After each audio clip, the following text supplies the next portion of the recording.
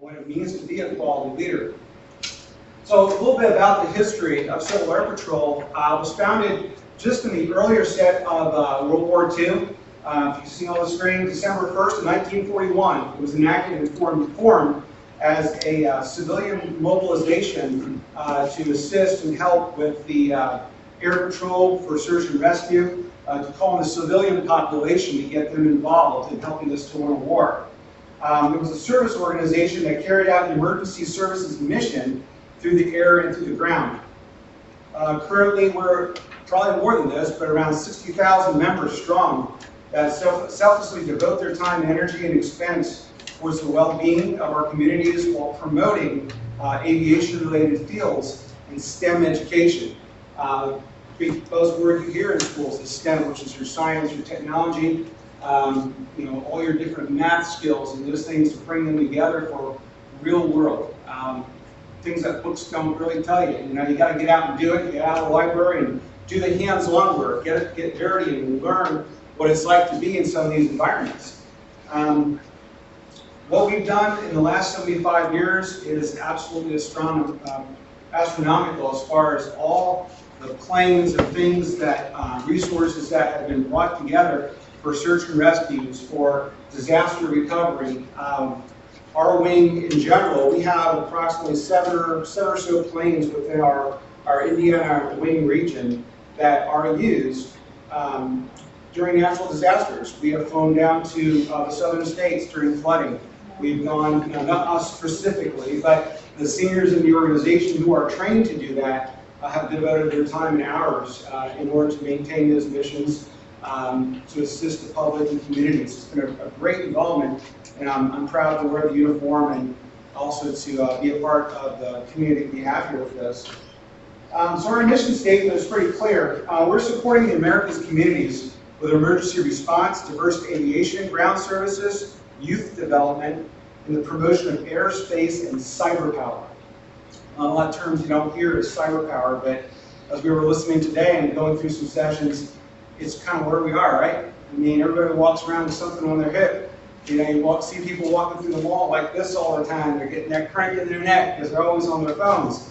And we were discussing earlier how much of a risk it is to carry all our information with us all the time, and learning what a vulnerability is. That weakness or that risk that we kind of walk around thinking we're okay until, someone gets, computer hacked. And like I said, I've been doing this for so many years, and I get these questions all the time. Well, what do I do if this happens and that happens? And it's amazing how much information we take for granted. That we're not a paper phone book society, unfortunately. And I know I still have several of them. They come to my mailbox, and kids are like, "What's this?" I said, "That's your internet in paper." So you want to know where somebody lives? You go here, you learn the alphabet, and okay. Nowadays, what did we do? Okay, how did I get here today? Oh, I need to know the address. Well, how do I know the address? Well, it's right there. I talk to my phone, right? So let's move into emergency services. When we think of emergency services, those things that the unwanted or emergency events that we're not prepared for, or we should be prepared for, but the community events that someone who has been trained can step up and serve in those capacities, whether it's EMS, fire, police, those kind of task force. We have another investment in these resources called the Civil Air Patrol. So we can respond, we can be trained, just like the scouts or anybody else that's gone through first aid. All our team and our seniors have been trained in first aid, CPR, child CPR, adult CPR, and the proper use of an AED, and using that equipment effectively. Knowing how to triage. We had a scenario a couple of years ago in another squadron I was part of where we went to visit the Dayton Air Force Museum, and there happened to be an event where an older gentleman fell ill. Was presenting what seemed to be a heart attack's symptoms. And one of the cadets at that time stepped up immediately, performed the proper triage, summoned for cell phone assistance to get someone on the line. Subsequently later, that cadet was awarded I forget exactly what the term was for the award, but he got the award for that that event, which was outstanding. Had that person not volunteered their time to train him you never know what the outcome could have been for that gentleman that had those circumstances. So that was a huge event, and I'm sure it built the confidence in that young man, and the family was very grateful for that young man who was trained by the Civil Air Patrol in those areas. Recently, we participated in the Emergency Management Association exercise and evacuation of St. E healthcare. I'm sure you've seen all that going on back here before, and taking people out, and everybody was being triaged, and things were going on. Well, how do you respond in those events? You think about the shootings that go on. How do those get responded to? The task forces, the first responders, those people that have to put their lives in danger and in jeopardy, and make sure the people that are there can get safely out. The people who are injured can get the triage and the medical assistance that they need. So having that training is essential for what we do. You never know when you're going to be in a situation, whether it's some kind of camp that we're attending or another event where your services will be needed. So all of our cadets go through an encampment process. So a cadet comes on board, they hang out with us, they say, yep, I want to be part of that group. They sign up with us. We recommend that they go to an encampment. Encampment is a journey. For some, it can be different things for others, but it's basically a week-long to 9-day stay overnight at Camp Arabier. And you learn. You learn your breaking points. You learn how to respond in certain scenarios, and you get to see some really cool things. Aircraft that you wouldn't normally be a part of seeing. You get to rub shoulders with other military personnel that you wouldn't normally rub shoulders with. You get to see action in the sense of training exercises that really can prepare you for a different type of future. We take that information and we take the skill sets and we apply them locally. So emergency events that we can do even in our own backyard. We're working on a camp out event come up here in the fall when it starts cooling down, where we can take cadets out in the woods, do a camping event, learn how to do search and rescue, learn what to look for in the event of a downed aircraft or a missing person. What are the clues you look for? What are the observations, the smells, the senses that you use when you're trying to find a person, a place, or an object in the middle of nowhere? I know my son Caleb and a couple others are interested in maps, navigation, learning topology, cartography. How do you read a map? What do the lines mean? What are your inclines? When you get to an area, how am I going to cross this gorge because I know the plane's down over there? Those are the things that we want to prepare our cadets to do so they're not surprised. How to use certain rope knots. What are rope knots for? Your basic rescue knots, or you're on a boat and you need to bring somebody in or throw them a line. These are important concepts. And I see the scouts back there. Yep, we can do that. Yep, we got that. All right. So emergency service, again, prepares us to be vigilant. It prepares us to be ready in the event of some unforeseen incident. And it also prepares us to train others.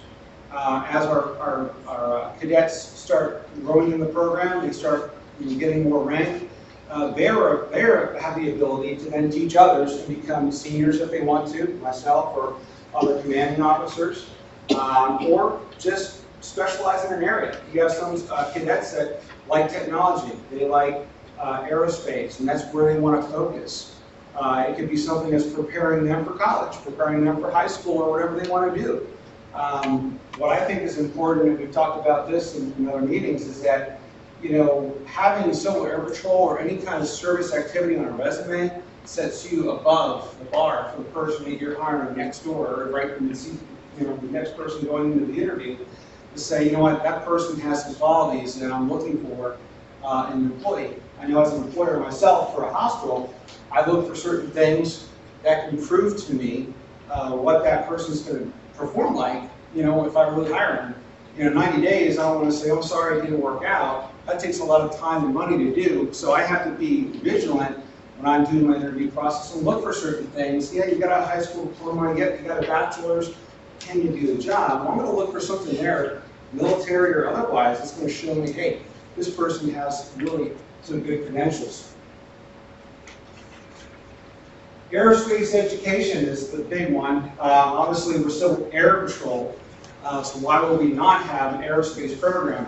This is probably the largest part of what Civil Air Patrol does because it doesn't only stay within Civil Air Patrol. Recently, I had the opportunity to teach an aerospace education program to a co-op up here in a church up here on the hill for group high schoolers. And it takes the message of aerospace to the high school and general population. So we can teach those skill sets, we can be a part of their school environment, and we get to engage the other teachers. Civil Air Patrol is big on recruiting other teachers, either new teachers or veterans, to be part of their program.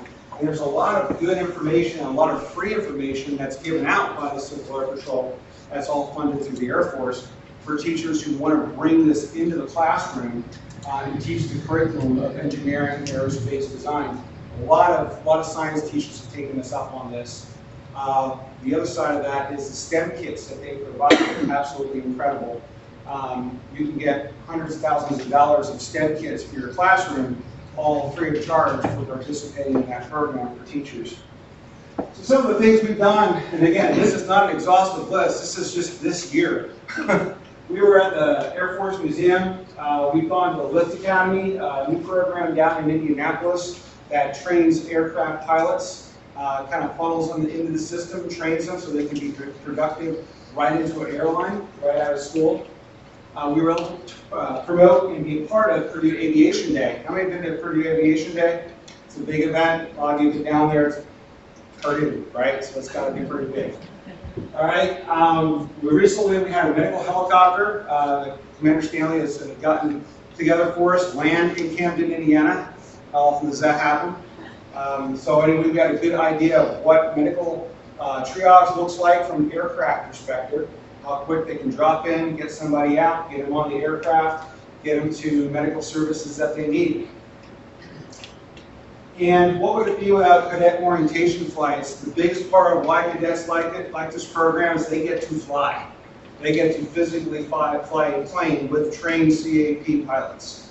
I know my son's been on several. Captain Stanley's been on like, I don't know how many, a lot. They actually get, I think it's 6 powered flights, and they get to also get 6 glider flights. Yeah. We've had, I know my son's been there, I've seen them go up. It's scary when they're being towed by a powered plane and they're in a plane that has no engine.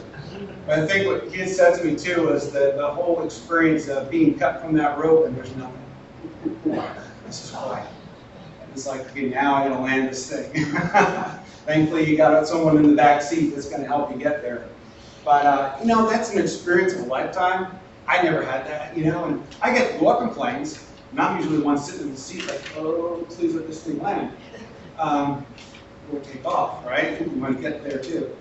But it's an experience where they get to learn those skills in, hey, if they want to go get their actual license, they're just that much closer. You know how much it takes to get an aircraft license is like thousands of dollars. Some of these cadets can do it for as little as hundreds, especially with partnering with the EAA. Some of those programs that offer some of your ground school training for absolutely nothing. You know, you can get your pilot's license before you get your driver's license. Imagine showing that out, you know, over at the Delphi school. You really go fly to school today. You know, that would be fantastic, right? Fort Wayne Air Show, and then we got to provide security detail up there, if I'm correct. 127 firewood. All right, so we got to do a lot of that and see things firsthand. Just again, in the public, in the community, providing services. And the Young Eagles I talked about, so that's a big program. There's several chapters in the area. I think 256 is the one that we have locally in Lafayette for those members. And they have partnered with us to do cadet training and all kinds of good stuff going on. So we're quite busy in our environment. Last part is cadet programs. This is where we really engage cadets in the work and mission of what we're doing. We want to make it fun, but we also want to provide good quality community services to our neighbors. So our goal is to take the program with aerospace and the leaders and curriculum and focus on the skills, the fitness, the character, and use these to participate in those 4 elements. One of the things we were able to do is work with the American Legion. I think almost every year we've been able to work with memorial events, doing the cemetery dedications. And the Legion in Camden has been a huge, huge partner with us in providing our space, our storage. We try to help them out any moment we can. So this is a great opportunity for us to help with that. We partook in the Wreaths Across America. We did really well. As a matter of fact, our first time we kind of participated in it, and we got there, and it was such an overwhelming, participant. There's hundreds of people there. We got there pretty much right on time. They did ceremonies. We kind of got stuck, trying to get out the door. By the time we got out there, almost all the wreaths were gone and out. But we did get a good environment to kind of work with some folks, work with some veterans. We're very close with the veterans. And put some wreaths out, and also we have a plan for next year. So it's going to be actually for this year, this coming Christmas. So, Revolutionary War Parade dedication of the Sons of the American Revolution was a great event. We like participating in those. It really ties the cadets closer to history, closer to those who are part of that history that they might not otherwise get to meet. So that's a really good rubbing shoulders and learning from folks that, again, in your lifetime, how many, I know World War II vets you can't find them anymore. My pop's gone, my dad's getting up there, so it's really hard to find that kind of wisdom to sit around anymore, right? All right, one more thing. This is why we are what we are. We are Farrier Cadet Squadron. Farrier Cadet is tied to Carroll County. I know our historian on our squadron is sitting back there, but I'm going to kind of try to take the realm here and go through this. History was not my topic, but it's my son's topic, but I'm going to do my best. So who was Farrier? Daniel Tweed Farrier was born in Indiana on the 26th of November, 1841, and he enlisted in the 2nd Indiana Cavalry. Sergeant Daniel Farrier was an American soldier who fought in the American Civil War. Farrier received the country's highest award for his bravery during combat, the Medal of Honor, for his actions in the Varnell Station in Georgia on the 9th of May, 1864. While his regiment was retreating voluntarily, he gave up his horse to the brigade commander, who had been unhorsed and was in danger of capture, thereby enabling him to rejoin the rally and reorganize with his troops. Sergeant Farrier himself was captured and confined in Confederate prisons, from which he escaped and, after great hardship, rejoined his Union lines. He died on 18th of March 1914, and his remains are interred at the Nebo Cemetery in Camden, Indiana. What better way to name our squadron after a Medal of Honor recipient and a sacrificial hero? So that's who we are. It's kind of what we do. If I listed everything, I don't think we would have enough time. We're a very active group. How you can help us is just visit us, or I know in your church, you pray for us, pray for our safety, pray for our growth, our cadets. We're actually one of the fastest and largest growing cadet squadrons right now in the state, which is very good. It tells us we're doing something right. Trying to target or build the interest in high school, middle school students who have so many other interests and distractions is very difficult. Sports and internet and other things can pull someone away from some things that really could truly be beneficial to them. So if you have friends, you have kids in your life, point them our direction. Point them to Camden, to Tuesday nights, 7 o'clock to 9 o'clock is when we meet. We'd love to have you out for a visit, just to hang out with us and see what we're doing out there. So I have some pictures in the back if you couldn't see this, and there's also some flyers back there with our contact information on it. Again, I'm Steve Warner, serve as First Lieutenant for the group, and thank you for having us.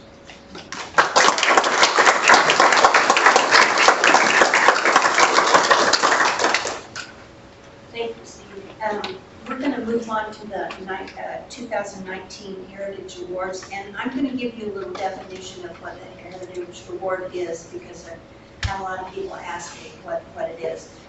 These awards are presented annually to deserving persons, families, organizations, or entities that have significant endeavored to enhance, promote, preserve, and protect the heritage of Carroll County's past. So that's the definition of the Heritage Award. The first award we're going to give is to the 1848 American House Stagecoach Museum in Burlington. Mark Smith to present that.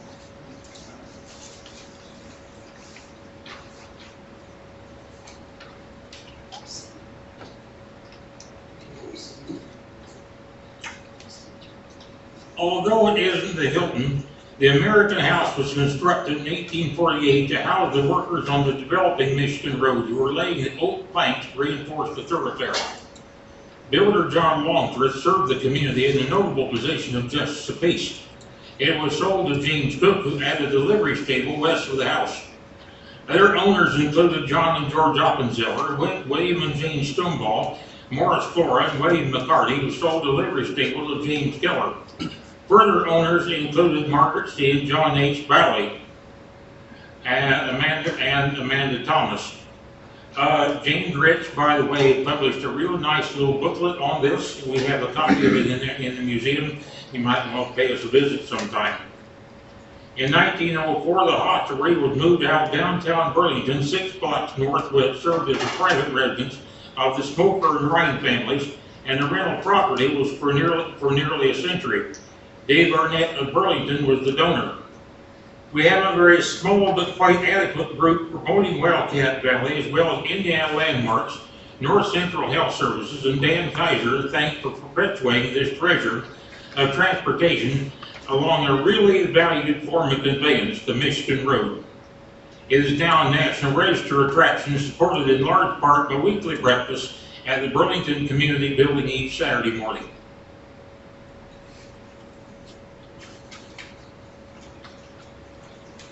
I will convey the award to James. He's manning the mill. The second award is for the Chapel Art Gallery in Delphi. Is Beverly C's here? Okay. I'm going to give you a little history of the church, and then I'll talk a little bit about the art gallery. St. Mary's Episcopal Church is on Main Street, and it was constructed in 1846 by funding by a rector Johnson, who gave $600, and then the congregation, the first members of that church, gave $100 of their own money. And the pastor was a well-known Episcopal missionary, and he established St. John's Church in Lafayette, which was the first Episcopal church in Lafayette. And then in 1846, according to Sarah Smith Pratt, Parson Johnson had given the ground for this church in Delphi, and it was built near the canal so that canalers, when they came into town at the slip that's behind Dairy Queen, they could, be welcome to that church because it was close. The bell was made by the McNeely Foundry in New York State and was transported to Delphi on the Wabash Erie Canal. And then the pipe organ that was in that church was the first in the town. So we move on to the construction of the present church, which was in 1901, because the primitive church that was built there needed to be replaced. So they replaced it with a stucco base and shake shingles. The interior is distinguished with exposed beam ceilings, commemorative windows, and brass plaques, and a rose window on the north side of the church, which is a rendering of the Hoffman Ascension, and a lancet window on the south side of the church. Now, Bill Bradshaw has owned that church for several years, and they've had, the Episcopal churches met there, and my church, St. Matthew's, met there for several years, and then there was another church, and more recently, Bill said there was a Hispanic church that met there. And anyway, then it was vacant, and they were trying to figure out what to do with the church. And they live in Taos, New Mexico, and they thought, Doretta thought maybe an art gallery might be good for that building. So they pursued that, and I don't know if any of you have been there, but it's very, very nice.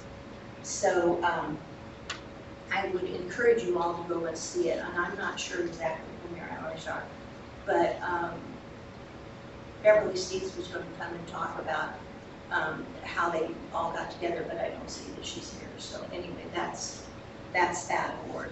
And then next I'm going to have Barbara McCain talk about the addition to the Camden-Jackson Library.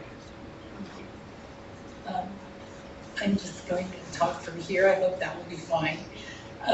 The Camden-Jackson Library was a recipient of a Community Foundation grant, and I would just like to read to you a little bit about how the library was founded.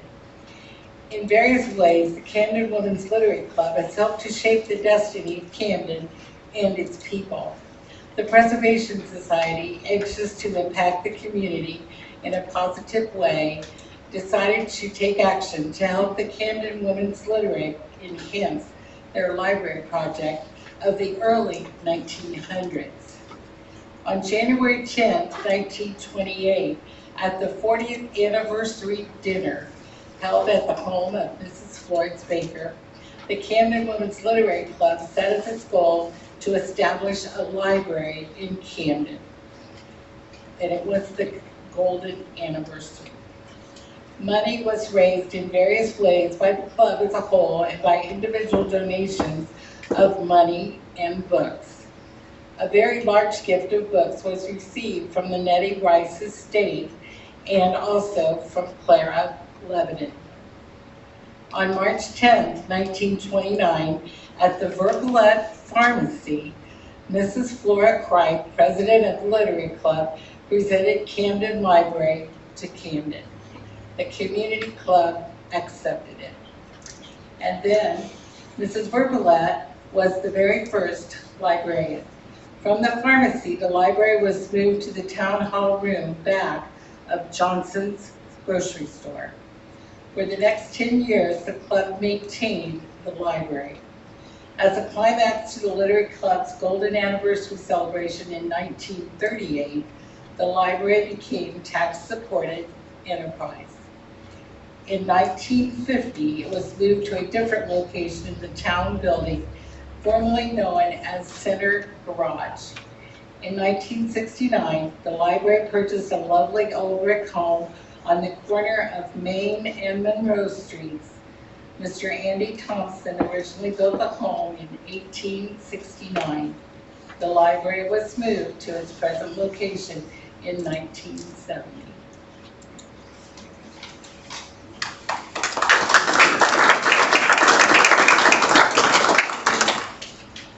On behalf of Carroll County Old Settlers Association, we have this plaque. Tamara Gibbs back there is the librarian. She asked that you be the recipient for all the work that you did in doing this.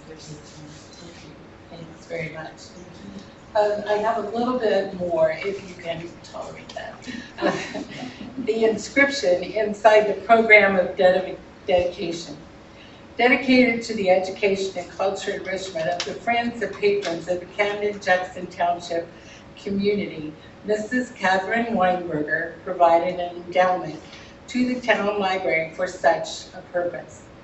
The endowment, graciously benefactor to the Camden-Jackson Township Public Library, came as a response to a grant received by Barbara McCain from the Carroll County Community Foundation of Howard County.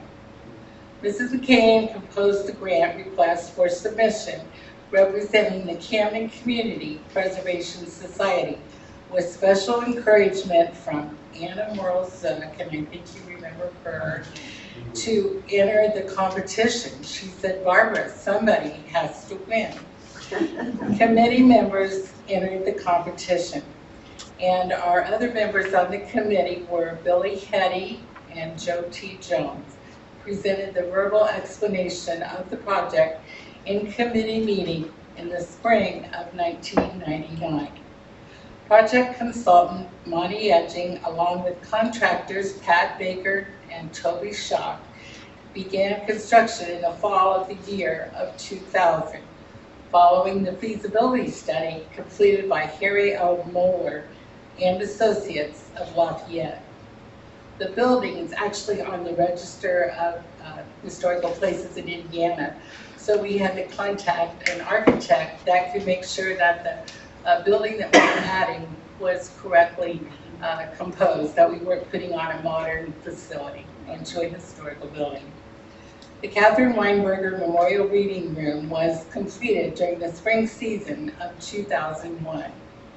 The Camden Community Preservation Society, on behalf of the Camden-Jackson Township Public Library, takes great pride in dedicating this new structure to the impressive vision of Catherine Weinberger. And Catherine, by the way, was the nurse for the Rockettes in New York City. And she retired back to Camden, and very philanthropic, and it was amazing. She was probably the only woman in Camden that had a mink coat, but she did. And her generous sharing of funds used to make the impossible possible. The Carroll County Community Foundation was established in 1997 to perpetuate the rich heritage of philanthropy in the county and to provide new opportunities for donors. The foundation is represented by a volunteer county service committee, all residents of Carroll County. The mission of the Carroll County Community Foundation is to enhance the quality of life in Carroll County by accumulating and providing excellent stewardship of financial resources addressing the changing needs of the county forever. Thank you, Carroll County Community Foundation Service Committee, for making Camden a significant part of your grant awards. We appreciate your confidence and your generosity.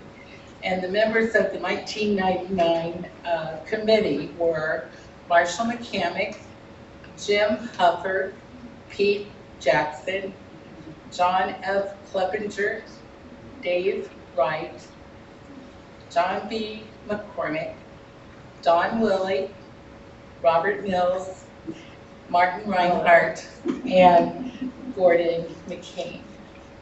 Thank you to the Camden Women's Literary Club and the Camden Community Preservation Society for providing refreshments for today's dedication. And the program cover design was by Terry Lacey, which is a famous artist from Delphi. So, thank you.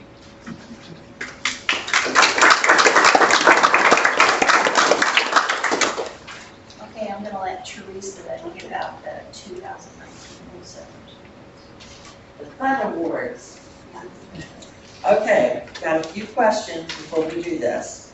Well, first off, I'd like to introduce, we do have someone from Greenfield and someone from Greenwood. So I think that's kind of fun. If you both just kind of, thank you very much for attending today. I know Audrey grew up here, and you said you also grew up here, and you just came back to visit during Old Settlers. Yes, thank you much. Our oldest man. Now, we determine these award winners by the age that you sign in. Some of you do not put an age. So it may come as a big surprise, but our oldest man today is Mr. Dick Bradshaw. What'd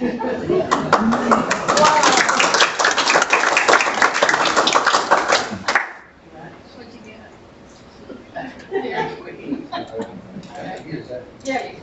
And again, for the oldest lady today, and she is someone that we've all known for a long time. She has been very active in many historical organizations through the county, and that's Ruth Cron.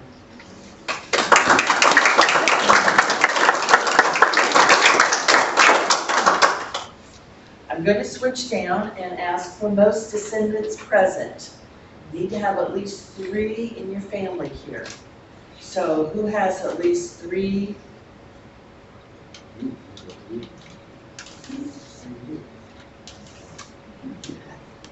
All right, well then we're gonna skip the most descendants because we kind of have a really neat thing for travel the longest distance. We have someone from Atlanta, Georgia, and someone from Hall, New Mexico. Is that correct? So Katie Stanley and Gary from Hall, New Mexico, and Bo Bradshaw from Atlanta, Georgia.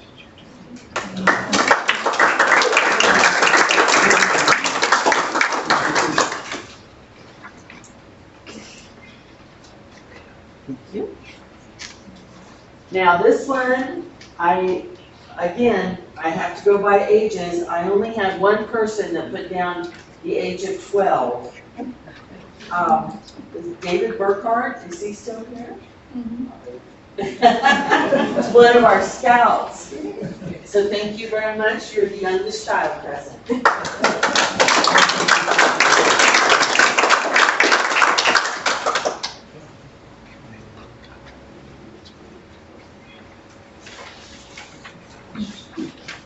And we'll ask all of the award recipients to please stay after the meeting so we can take a quick picture for the newspaper.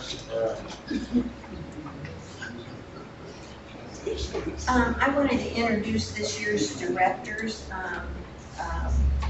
Teresa Maxwell, understands. Gail Baker-Seed is not here. She's at the state fair with her daughter. Ann Gordner-Hodson is not here. Carolyn Pearson and Mark Smith. And we have some new members. Susie Dyke and Blaine Brubaker. And Judy Kendall could not be here today. She had to work. So I just want to know if there's anybody else who would like to be on the committee. If not, we'll close. I move that we close. Okay. So we will go forth with the new directors for 2020. Thank you for coming today, and I think it was a good meeting. We learned a lot. So do go to the Camden Library. It's a wonderful room, and the art gallery. And I don't know, I think they do special tours at the Stagecoach, don't they, Mark? Occasionally. They're not open. They're not open. Yeah, they're not open. And Mark's going to pass the hat. We do not have any way of getting money to produce the plaque, so we just pass the hat. So if you want to Don't worry, I won't take it.